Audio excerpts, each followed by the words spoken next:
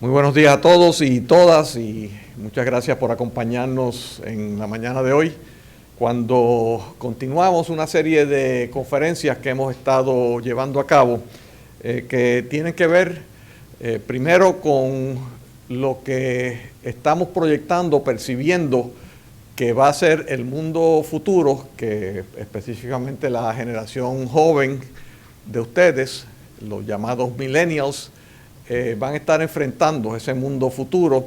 Y entonces hemos visto varias de las características. Primero, los cambios rápidos.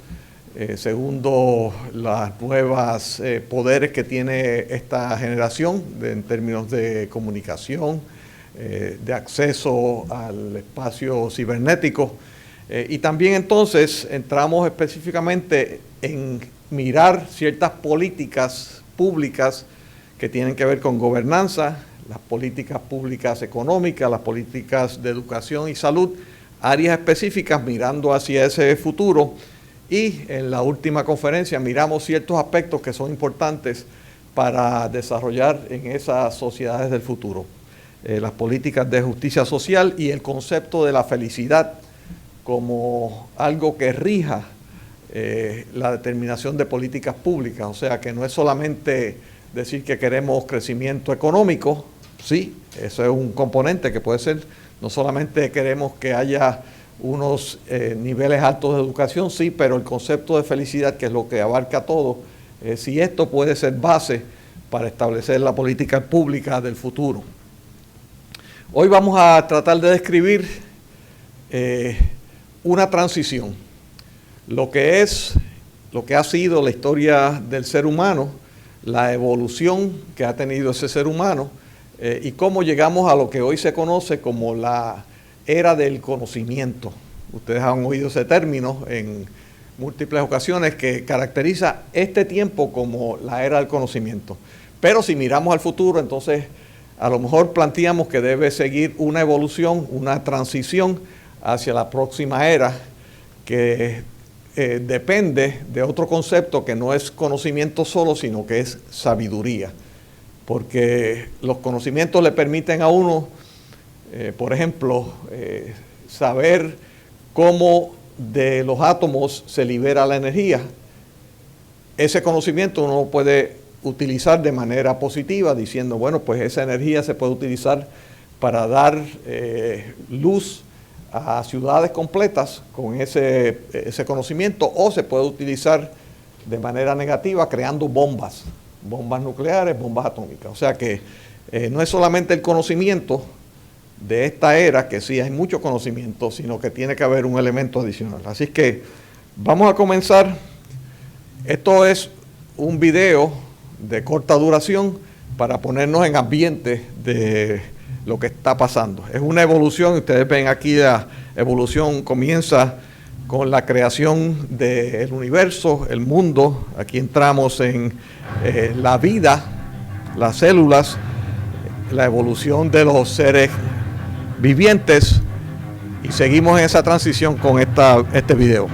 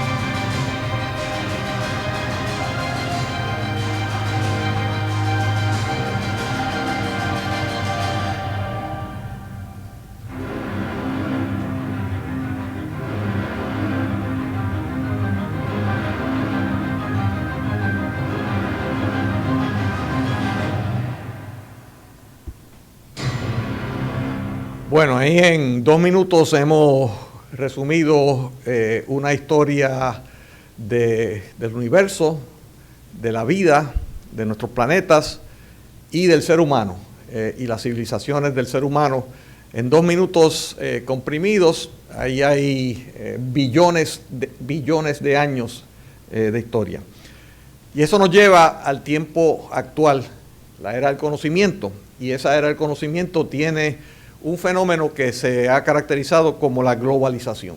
Ustedes han oído este término que se utiliza frecuentemente y cómo esta globalización entonces forma el trasfondo del presente. Y entonces, Amartya Sen, que es un premio Nobel economista, nos dice lo siguiente sobre esta era del conocimiento, específicamente la globalización. Rechazar la globalización de la ciencia y la tecnología por estimar que representa una influencia e imperialismo occidentales no solamente implicaría desconocer las contribuciones globales tomadas de muchos lugares de diferentes del mundo que apuntalan las denominadas ciencias y tecnologías occidentales, sino que constituiría igualmente una decisión poco sabia, habido en cuenta de la posibilidad que podría tener el mundo entero de beneficiarse de este proceso. O sea, aquí entra el concepto de las decisiones sabias. De nuevo, tenemos que entonces empezar a pensar no solamente en el conocimiento, sino en la decisión sabia de cómo utilizar ese conocimiento.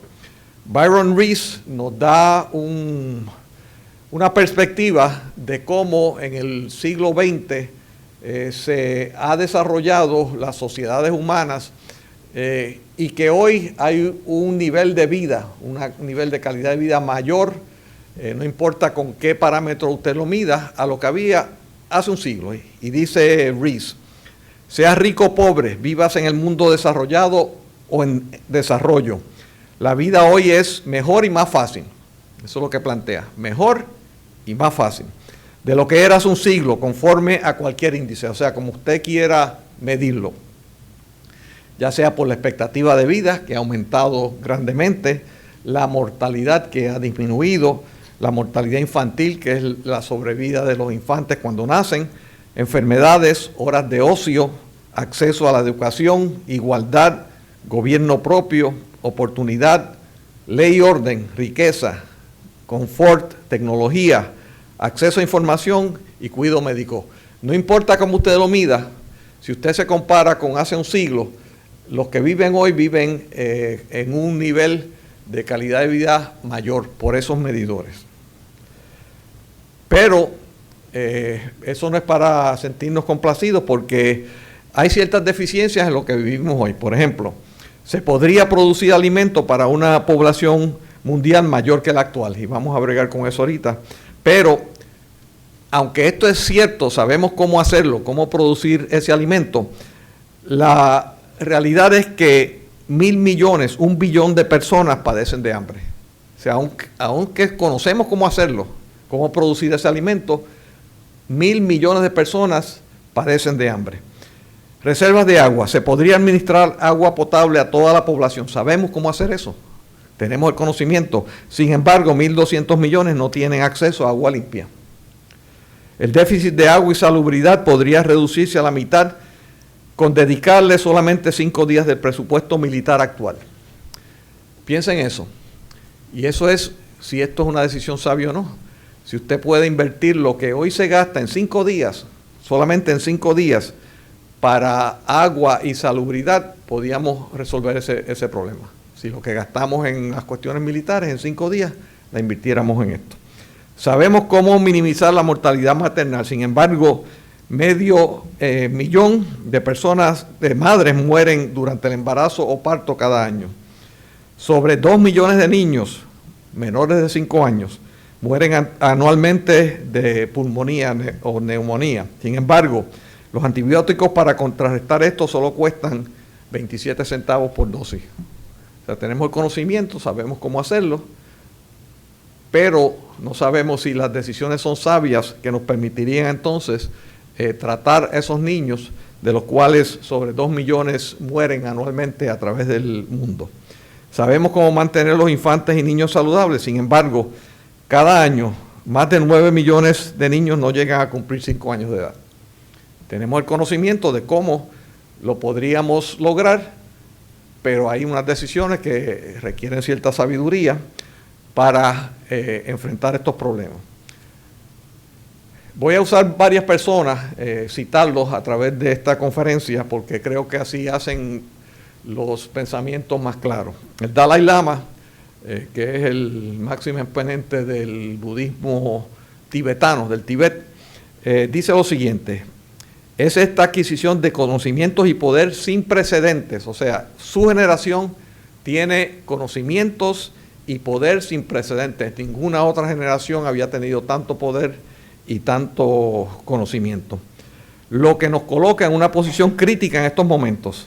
A mayores niveles de conocimiento y poder, mayor debe ser nuestro sentido de responsabilidad moral. O sea que mientras más vamos adquiriendo esos conocimientos, se hace más importante cómo vamos a utilizar esos conocimientos. Y continúa el Dalai Lama diciendo: tenemos que responder con espíritu humilde, reconociendo no solamente los límites de nuestro conocimiento, tanto el personal nuestro como el colectivo, sino también nuestra vulnerabilidad a ser guiados por el rumbo equivocado en el contexto de una realidad que cambia tan rápidamente. Ustedes están enfrentando unos tiempos que se les han llamado exponenciales porque los cambios son tan rápidos.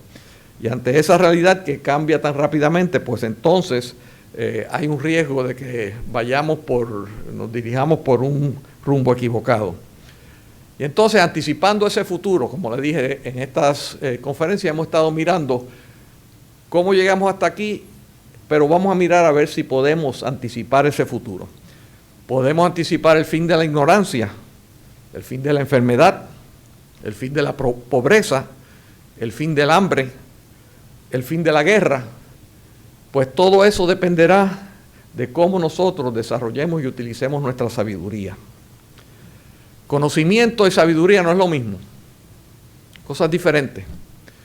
La sabiduría depende del conocimiento, sí, pero va más allá, porque es cómo tú usas el conocimiento.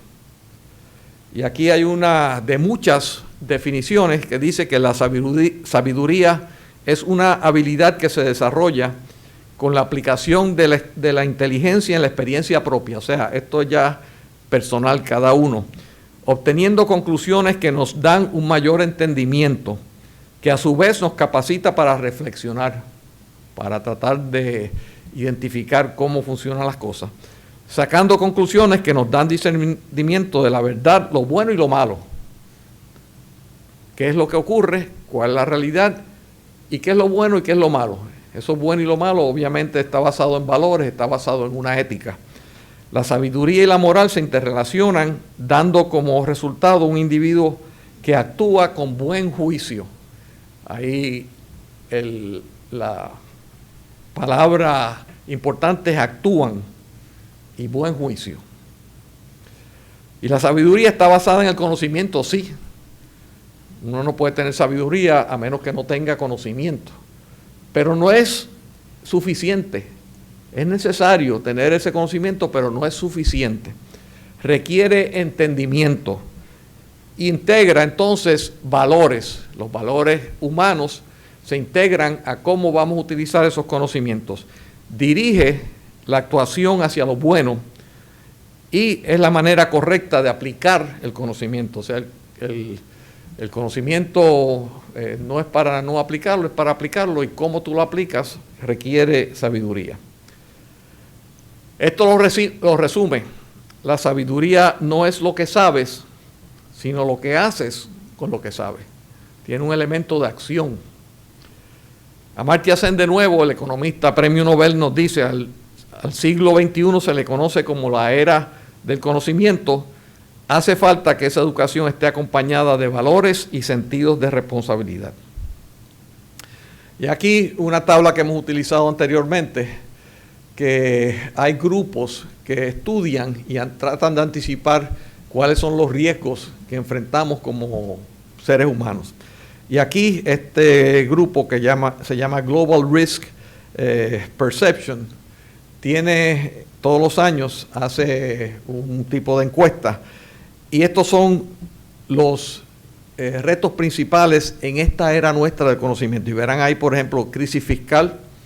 Piensen ustedes lo que nos está ocurriendo alrededor, no solamente en el mundo, sino aquí también en Puerto Rico. Desempleo y subempleo, crisis de agua, a veces casi la tenemos que sufrir, disparidad de ingresos severos, eso se ve no solamente en el mundo, sino que se ve aquí en Puerto Rico. Y entonces, cosas que son globales, el cambio climático, mayor incidencia de climas externos, lo que tiene que ver de cómo nos gobernamos, fracaso en la gobernanza global, crisis de alimentos, fracasos en los mecanismos y las instituciones financieras, cómo se caen estos sistemas financieros de un momento a otro, y la inestabilidad política y social profunda que vemos en todos estos movimientos de protesta social que se están viendo a través del mundo y aquí también en Puerto Rico. Una persona que se conoce por su alta inteligencia, Albert Einstein nos dice: el esfuerzo por unir sabiduría y acción se logra pocas veces y dura poco. O sea que no es fácil, requiere mucho entendimiento, pero también mucha voluntad. Y el concepto es que su generación vive en una nueva realidad que nos está planteando unos retos, los riesgos que hablamos ahorita, los cambios fundamentales que se están llevando a cabo, la adaptación necesaria y la innovación que requiere de los seres humanos para enfrentar esos retos. Y eso nos ha llevado a una sociedad de conocimiento y lo que estamos planteando aquí es si vamos a tener la capacidad de transformar esa era del conocimiento a una que es de sabiduría. Citas, porque esto viene desde la antigüedad. Aristóteles: la sabiduría es la virtud intelectual. Séneca, a principios de la nueva era: la única libertad es la sabiduría. Y entonces, piensen ustedes, el hombre se ha ido evolucionando, el ser humano, Homo erectus, que en un momento dado es como de los simios, específicamente de la rama de los chimpancés, que son los más cercanos que están a nosotros, emerge lo que se llama el Homo erectus, el hombre erecto, que empieza a caminar en dos extremidades, con lo que eso implica. Después el Homo sapiens, que es el que desarrolla esa capacidad de mente intelectual, de poder entonces no solamente analizar su entorno, sino también de comunicarse con otros. Y lo que estamos planteando es si debe haber otra etapa de evolución en ese ser humano que se está formando, que sería, este término no lo inventamos, pero sería el Homo sapientis, el hombre sabio. Algunos retos entonces que estamos presenciando ahora mismo: la crisis de alimentos, choque de identidades y civilizaciones, la inteligencia artificial y el futuro de la vida. He escogido estos como ejemplos. Hay muchos más. Como vimos, habían 10 en aquella tabla, pero estos 4 que voy a presentarles a ustedes son ejemplos específicos. En la era del conocimiento podemos plantearnos, podemos llegar al fin del hambre. Y piensen en esto. Esta publicación del libro dice que ya hoy se produce más comida de la necesaria para alimentar a toda la población humana. O sea, ahora mismo, en este momento, sabemos cómo hacer eso. Producir comida, alimento para toda la población humana. El mundo hoy produce suficiente cantidad de granos para proveer a cada ser humano 3.500 calorías diarias. Y esto es suficiente para convertir a la mayoría de la gente en gordos. No simplemente que sobrevivan. Con esa cantidad de 3.500 calorías nos convertimos en gordos todo el mundo. O sea, y entonces, ¿cómo es que podemos decir que hay 1 billón de personas que se están muriendo de hambre? No es el conocimiento, sabemos cómo hacerlo. Es las políticas que implantamos, la sabiduría de cómo hacemos las cosas. Y aquí, por ejemplo, en la tecnología y los conocimientos de este asunto, La comida genéticamente alterada. Sabemos cómo hacer eso. Lo que se llama Precision Agriculture, que son la agricultura con una serie de sensores que automáticamente cambian, por ejemplo, la humedad, la irrigación, los vientos, etcétera, con sensores. Y nos presentan esa tecnología en la agricultura, que la finca del futuro será masiva, grande, completamente automatizada y robótica. Mucho de lo que han hecho los seres humanos en esas fincas, ahora los harán robots o máquinas en el futuro. El costo de los alimentos bajará a casi cero, tan barato como el agua hoy. No el agua que usted compra, pero el agua que cualquiera puede accesar a través de los sistemas. La sabiduría entonces nos requiere reconocer que el problema no es que no hay suficiente alimento. El problema es que los pobres no tienen suficientes recursos para comprarlos. Y aquí se plantea entonces si debemos ser sabios y establecer la alimentación como un derecho humano. Hemos establecido una serie de derechos humanos, el derecho a la libertad, el derecho a la vida, el derecho a la búsqueda de la felicidad. ¿Debe ser el derecho a la alimentación un derecho humano? Pues eso no los contesta si nuestras generaciones desarrollan la sabiduría adecuada. De nuevo el Dalai Lama nos dice: hoy en día es posible crear nuevas especies de plantas que den mayor rendimiento y sean menos susceptibles a enfermedades. Lo que hablamos ahorita de las plantas o de la agricultura modificada, a fin de maximizar la producción mundial de alimentos en un mundo donde una población creciente necesita alimentarse. Todavía la población mundial está creciendo. Eso va a llegar a un punto máximo de alrededor de 9 billones de personas, que algunos piensan que será para el 2070. De ahí en adelante se proyecta que la población mundial va a ir bajando. Los beneficios son obvios y fantásticos. Melones de agua sin semillas, manzanas que se mantienen frescas más tiempo, trigo y otros granos inmunes a las plagas mientras estén creciendo en los campos.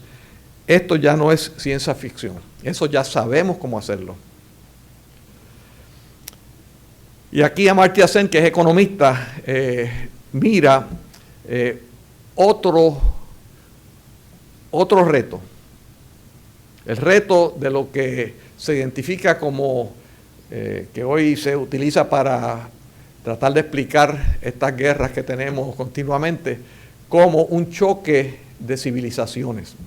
Y el máximo exponente de esto es un economista que se llamaba Samuel Huntington, que escribió un libro clásico, El choque de las civilizaciones. Y plantea él que las guerras van a continuar porque tenemos diferencias en las civilizaciones que no son compatibles.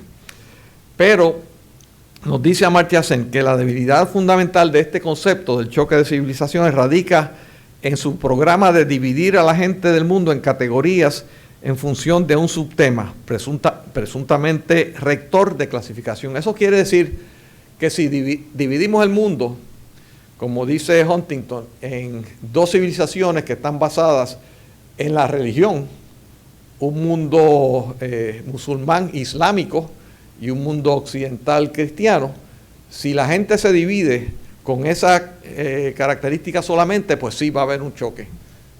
Lo que pasa es que nuestras identidades no son de un factor nada más, no son unidimensionales.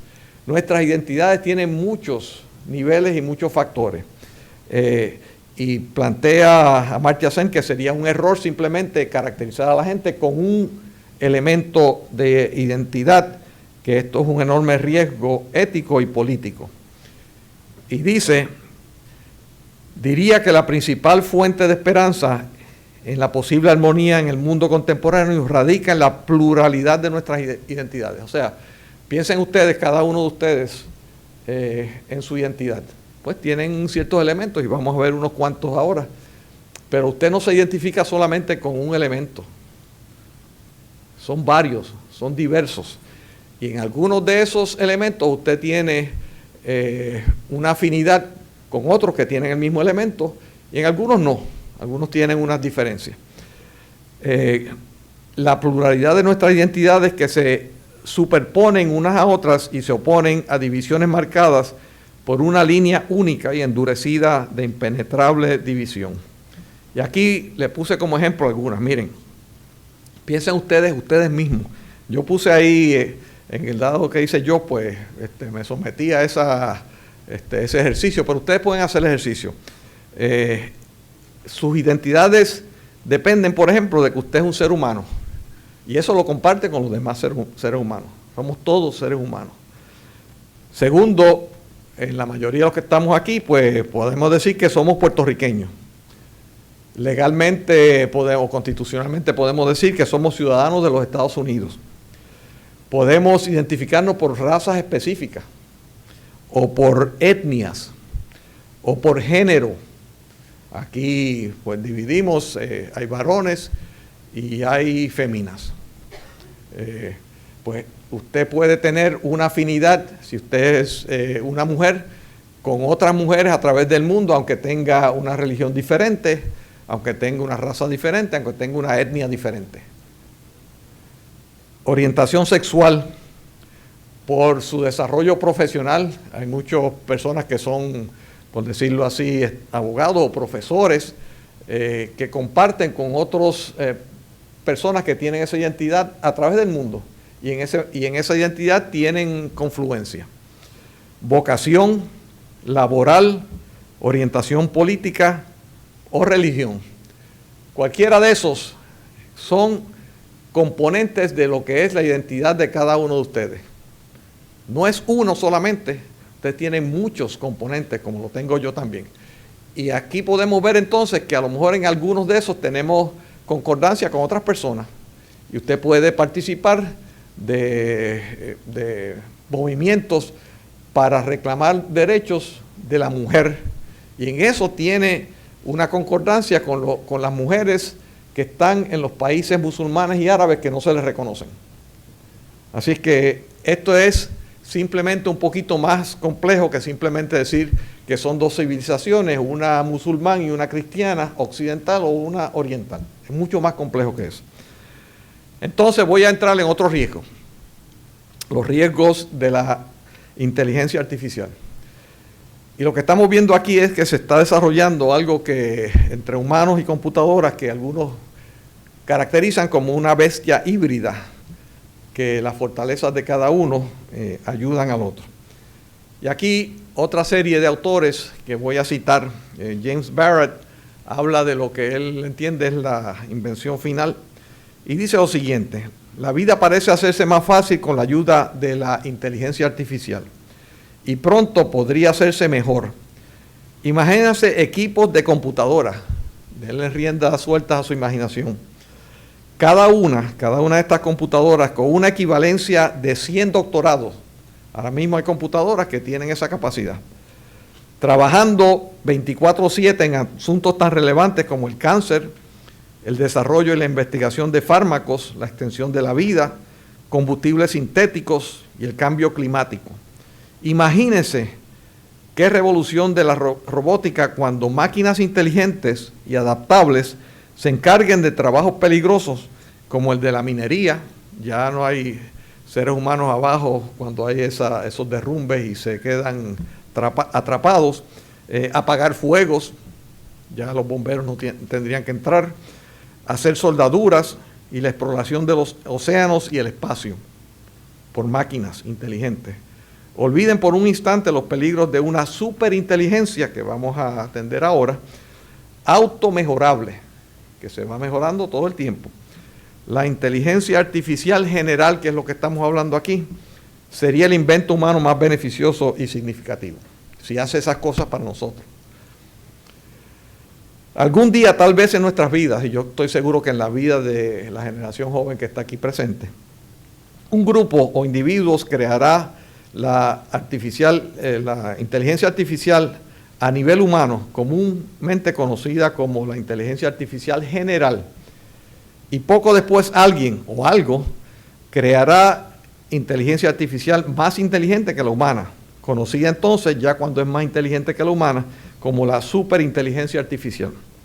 Y de repente encontraremos 1000 o 10.000 superinteligencias artificiales, todas ellas cientos o miles de veces más inteligentes que los humanos, trabajando sin cesar, porque mire, las máquinas siguen, no necesitan dormir y reponerse, siguen 24/7, trabajando sin cesar en resolver el problema de cómo mejorar su propia capacidad de crear superinteligencias artificiales. Y sigue Bharat diciendo: quiero advertirles que la inteligencia artificial podría causar la extinción de la humanidad. Ese es el riesgo. Y aquí entra la sabiduría. Y explicarle cómo ese catastrófico resultado no es solamente posible, sino factible, a menos que comencemos a prepararnos cuidadosamente desde ahora. Advertencia: esto puede pasar a menos que nos preparemos. Y aquí entra entonces no solamente el conocimiento, sino cómo utilizamos ese conocimiento, el concepto de sabiduría. Es posible que hayan escuchado esta advertencia de hecatombe en relación a la nanotecnología y la ingeniería genética, o tal vez todavía no han asimilado por qué la inteligencia artificial representa una amenaza existencial, o sea, de existencia para el hombre, una amenaza mayor que las armas nucleares o cualquier otra tecnología que se nos ocurra. Está presentándonos algo que no es ciencia ficción, sino real, y que nos indica entonces la importancia y la urgencia de desarrollar este concepto de sabiduría. Los sistemas de informática lo suficientemente avanzados como para interactuar con la inteligencia humana probablemente serán impredecibles e inescrutables todo el tiempo. Esa falta de escrutinio se combinará con todo tipo de accidente que nace de la complejidad. O sea, mientras más complejos son las cosas, más posibilidades hay que haya accidentes. Vamos rumbo a un choque. Nuestra especie luchará por su vida contra este problema. La posibilidad de perder el control de nuestro futuro ante unas máquinas que no necesariamente nos odiarán, no es que las máquinas de momento empiecen a odiar a los humanos, pero que sí desarrollarán comportamientos inesperados a medida que vayan logrando altos niveles de la fuerza más impredecible y poderosa del universo, niveles que nosotros no podemos alcanzar y comportamientos que probablemente no serán compatibles con nuestra supervivencia. Vean cómo están pintando algo que es un gran peligro, pero no es para que nos sintamos fatalistas. El Dalai Lama también añade aquí sobre estos aspectos que la ciencia, tal y como hemos visto, ha contribuido enormemente a reducir el sufrimiento, particularmente en el campo físico. Pero a medida que la ciencia siga avanzando, hay más que se pone en juego. El poder de la ciencia para afectar el medio ambiente, de hecho, para cambiar el rumbo de toda la especie humana, ha aumentado grandemente.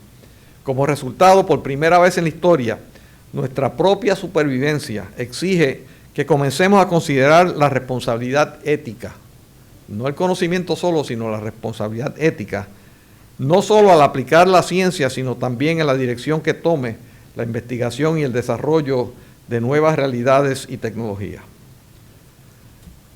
En otro libro titulado The Future, por el que fue vicepresidente de los Estados Unidos, Al Gore, que mira esa sociedad que se está desarrollando hacia el futuro, dice lo siguiente: el emergente potencial para alterar la fibra de la vida, la esencia de la vida, y el novel diseño de los seres humanos vendrá acompañado por surgimientos, se pregunta él, ¿vendrá acompañado por el surgimiento de suficientes sabidurías como para enfrentar los retos que nos esperan?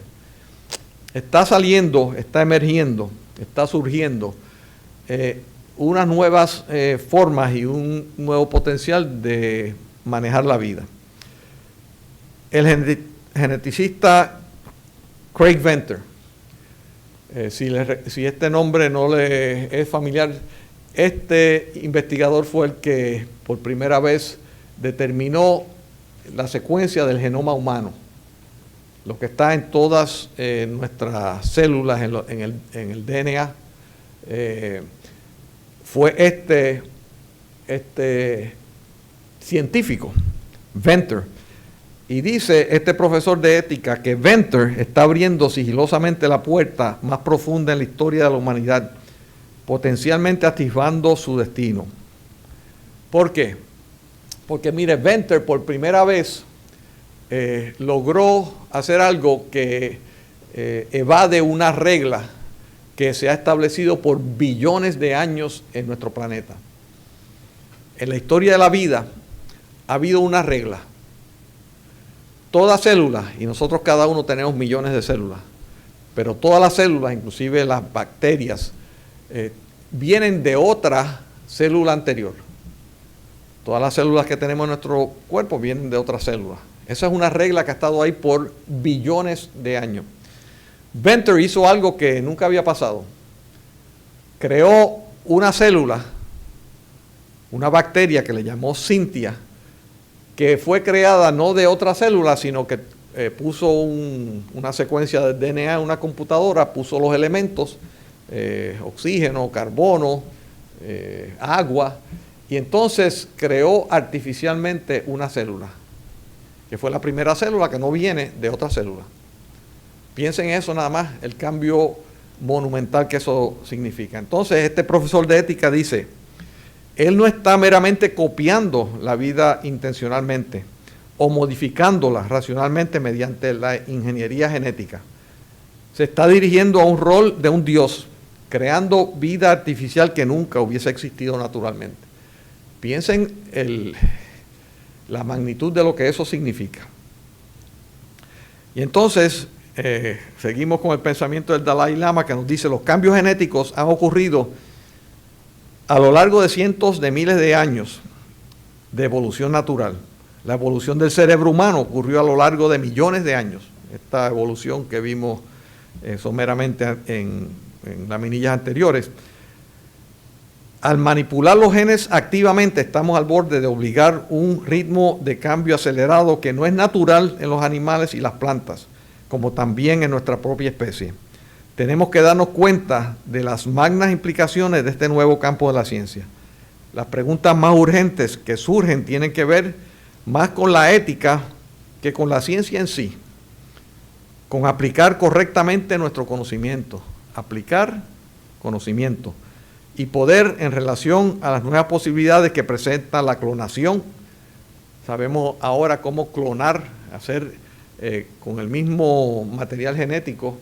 Esto se hizo inicialmente en aquella famosa oveja que se llamó, ¿cómo fue que se llamó? Dolly. Dolly, que se creó de una célula de otra oveja. Y era exactamente igual que la otra. Clonación. ¿Sabemos cómo hacer eso? O descifrar el código genético y otros avances. El asunto medular es la relación entre nuestro conocimiento y poder, por un lado, y nuestra responsabilidad por el otro. ¿Cómo ejercemos ese conocimiento? Paul Berg, otro científico, nos dice, los asuntos que nos retan hoy son cualitativamente distintos. O sea, no es que sean más o más intensos, no es cuantitativo, es cualitativo, es diferente. Frecuentemente se ven acosados por intereses económicos y cada vez más por conflictos éticos y religiosos. Estos cambios que son cualitativos crean unos conflictos que son éticos y religiosos, casi irreconciliables retos a los valores sociales bien establecidos. Otro autor, con una visión un poco más optimista, dice que las herramientas para pensar ayudan a hacer la gente más inteligente, pero no necesariamente la hacen moralmente mejor. Hace la diferenciación, que esto nos puede ayudar a ser más inteligentes porque podemos computar más rápido, podemos solucionar problemas más rápido, pero no necesariamente nos hace moralmente mejor porque lo podemos utilizar para malos fines. Y aquí vuelve el Dalai Lama, dice, la capacidad humana para el razonamiento moral se ha mantenido al ritmo del desarrollo del conocimiento humano y sus capacidades. Pero en la nueva era de la ciencia biogenética, la brecha entre el razonamiento moral y nuestra capacidad tecnológica ha llegado a un punto crítico. O sea, nuestra capacidad, nuestro conocimiento y la brecha, la diferencia moral. El rápido aumento del conocimiento humano y las posibilidades tecnológicas que surgen de la nueva ciencia genética son tales que ahora resulta casi imposible que el pensamiento ético se mantenga al ritmo de estos cambios. Los conocimientos están cambiando tan rápido, nos cambian el medio ambiente y entonces estamos como atrasados en establecer esas reglas, esos valores éticos para la utilización de ese conocimiento. El asunto ya no es si debemos o no adquirir conocimientos, ya no tenemos que discutir eso, y explorar su potencial técnico. Más bien se trata de cómo utilizar este nuevo conocimiento y poder de la manera más expedita y éticamente responsable. Newt Gingrich, que es un político del Partido Republicano de los Estados Unidos, también ha mirado esto y nos plantea lo siguiente: tenemos la oportunidad de entrar a una nueva era donde viviremos vidas más largas, saludables e independientes, donde una educación asequible por vida nos dará más seguridad y flexibilidad en nuestras carreras profesionales, donde la prosperidad y oportunidad crecerán como nunca antes. Pero habrá que trabajar mucho para lograrlo, o sea, no es automático. Y ahí es que entra de nuevo cómo con este conocimiento nosotros aplicamos una sabiduría. Y entonces, aquí hay varias visiones, algunos más optimistas, otros más pesimistas. Newt Gingrich dice con optimismo: asombrosos avances en la medicina, transportación, enseñanza, producción energética y otras áreas han sentado las bases para uno de los saltos más espectaculares en el bienestar humano de la historia. O sea, que el aumento de ese bienestar, de esa felicidad, de estar bien de los seres humanos, nos es permitida. Pero también se pone su sombrero de pesimismo y dice que hay instituciones, intereses e individuos trabajando duro para impedir este adelanto. O sea, que esto no es automático. Su poder y comodidad están atados al status quo. Los que quieren mantener las cosas como están, ante esos conocimientos que están creciendo, ante la necesidad que se requiere que estemos modificándonos, ante la necesidad de sabiamente ir evolucionando. Están dispuestos a renunciar al progreso para mantenernos prisioneros del pasado y así mantener los privilegios que el viejo modelo les ha provisto. Y lo lograrán si no los detenemos. Al Gore, en una visión optimista, dice: hay muchísimas razones para ser optimistas en cuanto al futuro. Al presente las guerras parecen estar disminuyendo. Eso era así cuando estaba escribiendo este libro hace unos años. En los últimos años parece que están aumentando. La pobreza global va declinando, si lo miramos globalmente, eso es correcto, que en algunos lugares pues esto va aumentando. Algunas enfermedades temidas se han conquistado y otras se han contenido de nuevo, pero surgen nuevas. Ahora mismo estamos hablando del ébola, o más localmente del chikungunya. Mi nieto le dice el chimichurri, la enfermedad del chimichurri. Pero son enfermedades que vamos controlando unas y están emergiendo otras. Los niveles de vida e ingreso promedio, al menos globalmente, están mejorando. El conocimiento y el alfabetismo están propagándose. Las herramientas tecnológicas que estamos desarrollando, incluyendo la comunicación por Internet, está aumentando en potencia y eficacia. Nuestro entendimiento del mundo, del universo o del multiverso, si queremos entrar en eso, que son consideraciones bien teóricas, de hecho, ha estado creciendo exponencialmente. Ha habido periodos en el pasado cuando los límites de nuestro crecimiento y éxito como especie parecían amenazar nuestro futuro, solo para ser trascendidos por nuevos avances. Los grupos de tendencias positivas y negativas están ocurriendo simultáneamente. O sea que Gore, mirando hacia el pasado, dice: mira, hemos tenido retos en el pasado que parecían que a lo mejor iba a ser el final de la raza humana, pero hemos tenido la capacidad de sobreponerlo. La pregunta es si ante este creciente conocimiento y este desarrollo tan rápido vamos a tener esa capacidad. Byron Reese nos dice: el futuro será sin ignorancia, enfermedad, hambre, pobreza y guerra. Y apoyo estas afirmaciones con historias, datos y razón. el futuro que describo es inevitable. O sea, aquí tenemos la visión bien positiva, que ve todo esto como que nos vamos desarrollando algo que va a ser inevitable y mucho mejor. Y, sin embargo, volvemos con otro que plantea desde los 1970 nuestro optimismo colectivo se ha ido debilitando. Esto mirando a lo mejor ustedes pueden identificar cuál es el ambiente propio de cada uno de nosotros. A causa de una tormenta perfecta de guerras, bajas económicas, desastres, nuestra disposición alegre se tornó sombría. La decadencia y la perspectiva de la vida cambió. La gente empezó a pensar que el futuro no iba a ser mejor que el pasado. Siempre hemos tenido una expectativa de que el futuro va a ser mejor. Siempre las generaciones han pensado que sus hijos van a estar mejor que ellos mismos. Esto ha sido así tradicionalmente. La escasez se convirtió en el vocablo de moda a medida que nos enfocamos en todos los problemas del futuro, no todas las oportunidades.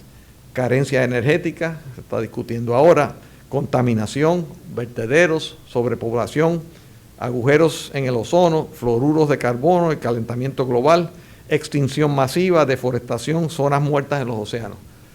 Todos estos son retos que están ocurriendo ahora mismo.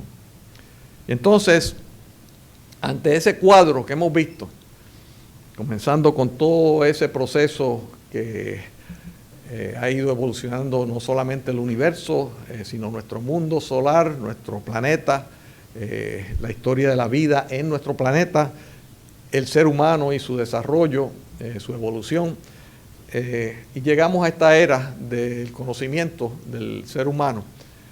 Y la pregunta es si el futuro nos está llevando hacia una era de sabiduría ante estos retos y esta descripción de lo que está ocurriendo ahora. Y aquí podemos entonces pensar que cuáles serían las metas de ese futuro, de la humanidad, hecha aquí en una declaración de derechos. Primero, que los seres humanos estén liberados del temor y la miseria. Que haya una rebelión contra la tiranía y la opresión. Eliminemos la tiranía y la opresión que todavía existe en el mundo. Dignidad y valor de las personas, que se reconozca por todo el mundo el valor de cada uno de los seres humanos, no solamente de nuestros amigos y nuestros familiares, de todo el mundo.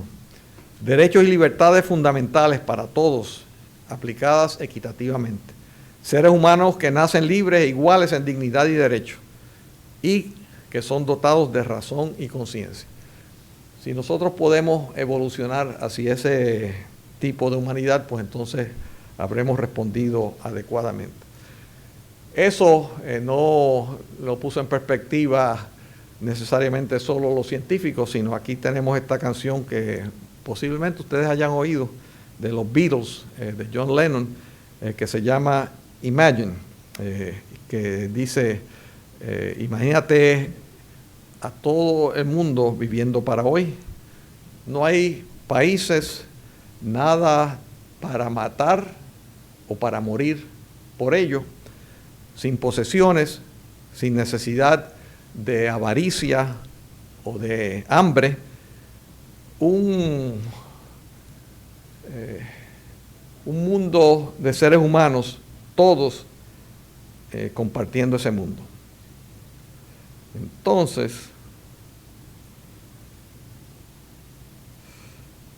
aquí tenía que darle a Enter. No.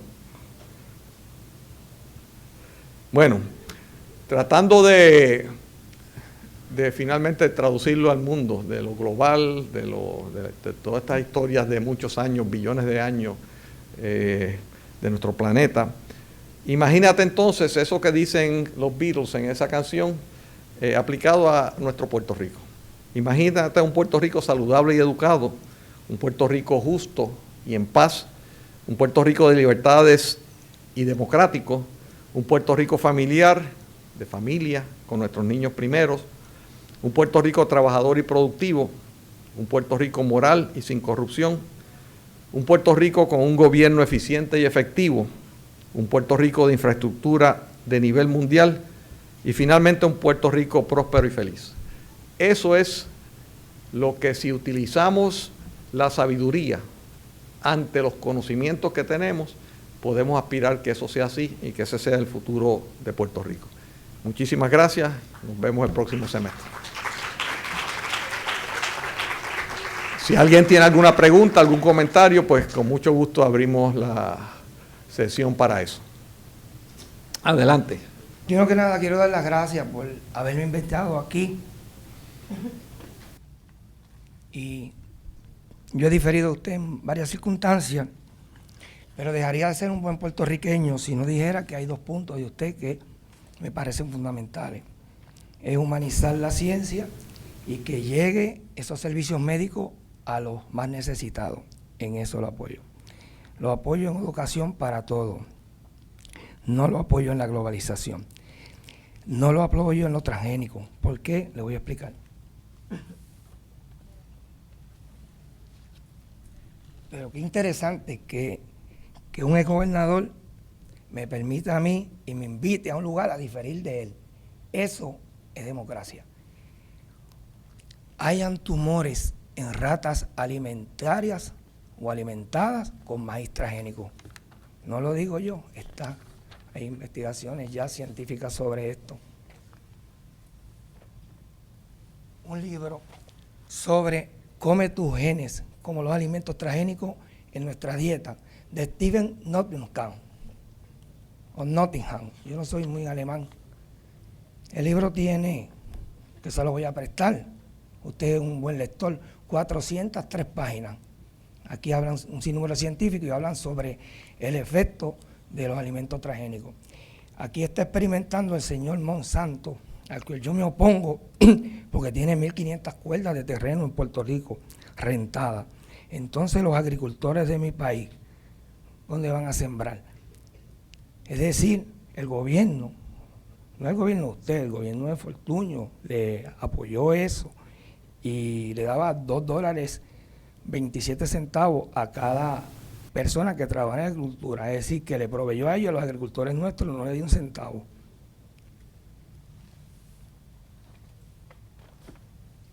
Déjeme responder a eso antes que siga. ¿Cómo?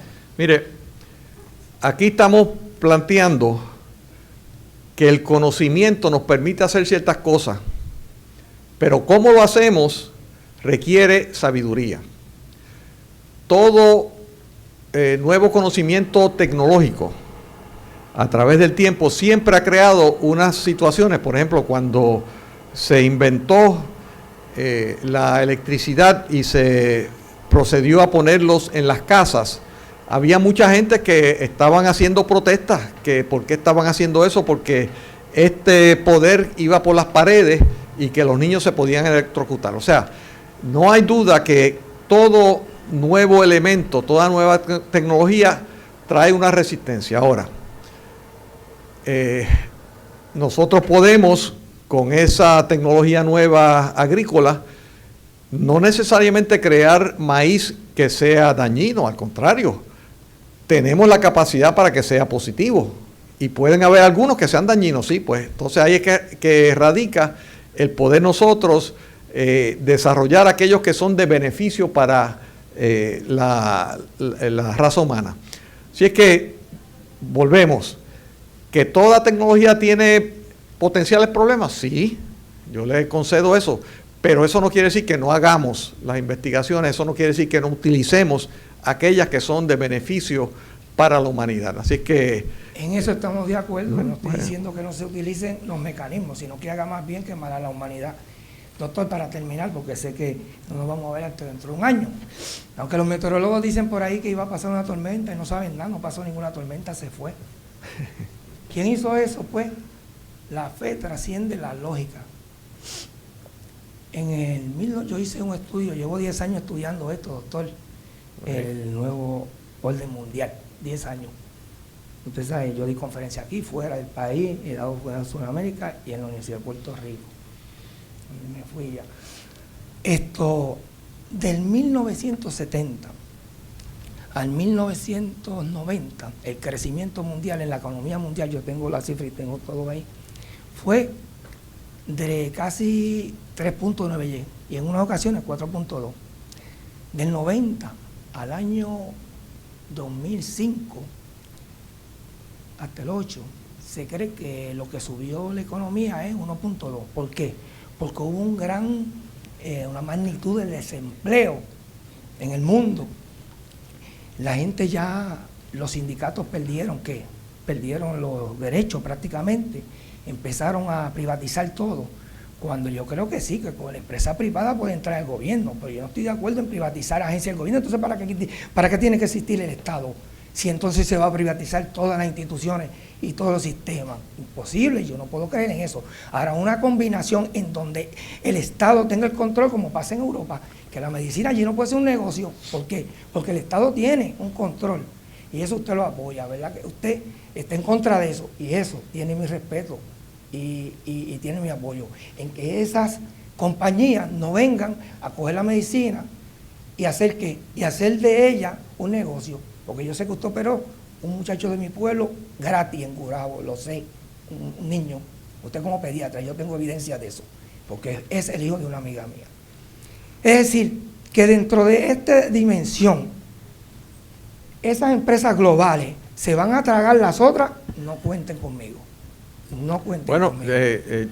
Yo cuento con todo el mundo porque aquí todos tenemos que ser parte de estas soluciones. Lo único que planteo es que deben ser soluciones basadas en la sabiduría, que es lo mejor, sabiendo lo que sabemos, que es lo mejor que podemos hacer. Así que yo le agradezco eso. Lo mejor que beneficie a la humanidad entera, ¿entiende usted, verdad? Sí, lo mejor está por venir, pero no se preocupe. Usted es puertorriqueño, usted se considera puertorriqueño y yo también. Eso o sea, que la identidad mía va a ser puertorriqueña. Independientemente de las características que yo tengo en otros países, yo nací aquí en Puerto Rico. Sí. El que nació en Colombia, nació en Colombia. Yo soy un ser humano universal, pero tengo una identidad que se llama puertorriqueñidad. Sí, pero no es su única identidad. Usted es de género masculino, usted es profesor, usted, sí, pero todas esas son identidades. Mi identidad cultural es que yo nací en Puerto Rico, yo no nací en otro. Bueno, no, eso no es identidad cultural, eso es ¿qué es identidad de patria. Patria es donde usted nació. ¿Y qué es la patria? Bueno, pues, mi cultura puertorriqueña. Usted mismo decía que existía una nacionalidad que Puerto Rico, cuando único existió nación, fue con los indios. Y eso yo se lo apoyé también. No, perdona. Sí, usted dijo eso. Me está citando mal. No. Usted dijo Puerto Rico. Escúcheme bien. Fue una nación en la época indígena. Lo dijo y yo tengo evidencia de eso. Porque yo le contesté eso a usted, apoyando en que usted decía que Puerto Rico no era una nación políticamente hablando y que no lo es. Puerto Rico no tiene standing internacional, en eso estoy de acuerdo con usted, pero Puerto Rico es una nación sociológica, porque mírelos aquí, si tienen problemas de identificación ya eso es otra cosa, si uno no se siente más de la otra nación que esta, todo el mundo tiene derecho, porque yo creo en la democracia. Lo que planteamos aquí es que la identidad no es unidimensional. Como dije ahorita, cada uno de nosotros tiene muchos elementos que son los que componen la identidad. No claro, español, africano, indígena, todo eso es parte de nuestra cultura. Es una cultura sincrética. Y religión. Pero somos puertorriqueños. Dentro de toda esa gama, se hizo un país que se llama Puerto Rico y ahí nací yo. Yo no nací en Marte ni en la Luna, ni allá donde se creen que llegaron los astronautas, que yo nunca he creído eso. Porque cuando usted pasa ese espacio, hay unos sistemas de satélites y de radiación que explotarían. Algunos dicen que yo nací en Marte, así que en ese sentido, pues... Hay mucha gente que dice que yo soy loco. Bueno. No tengo celular, pero navego en el lenguaje de la emoción, donde la tecnología ha fracasado. Muy bien, muchas gracias.